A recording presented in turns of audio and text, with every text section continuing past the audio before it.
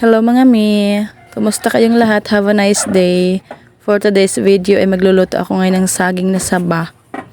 Ayan po. Dala po ito ni Father.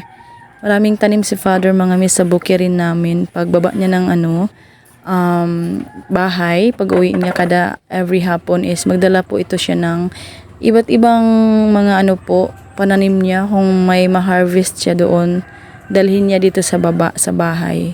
And every morning din siya pupunta ng bukirin niya kasi may mga siya doon, mga tanim, at saka may fish pond din siya doon, may tilapia siya. Yan po mga mi.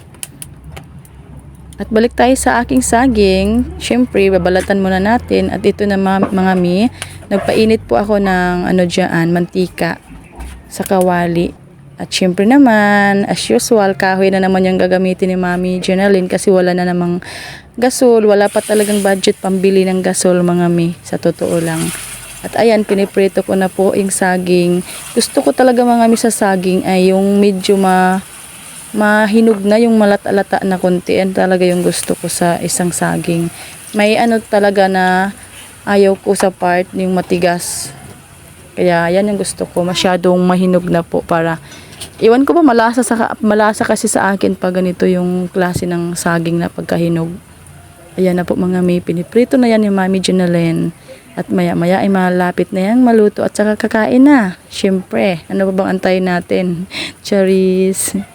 Yung iba kasi dito mga may ibibinta namin kasi marami yung dala ni Father. Tapos may mga tanim din siya mga balanghoy, yung kasava, yung palagi kong ginagawa na puto.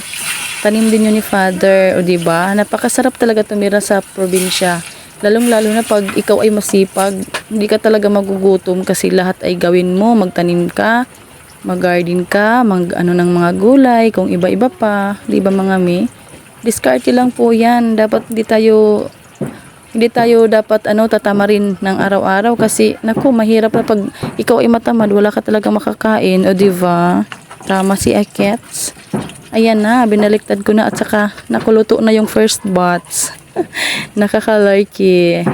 At ayan, mga mi, habang ako ay nagpiprito, gusto ko na talagang kainin niya na kahit mainit pa.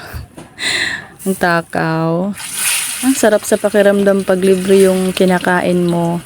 Tapos di ka nabibili sa tindahan, di ka nahihingi kasi meron kang ganito na mga pagkain. At saka thank you din kay Father kasi napakasipag talaga magtanim ni Airpat. Thank you. At ito na mga meat. So na talaga yan, mahinog na po yan. Tingnan nyo naman yung itsura niya. Yan yung gusto ko sa sa pagkaprito ng saging. Yung mahinog na talaga. Parang nadurog na siya Ayan mga mi. At sana ay na-enjoy kayo sa aking video. At sana ay nagustuhan niyo. Kain tayo mga mi. Merienda. Thank you for watching. Have a nice day and follow for more. God bless everyone. Bye-bye. And thank you so much, Lord, sa always na pagbigay ng blessings.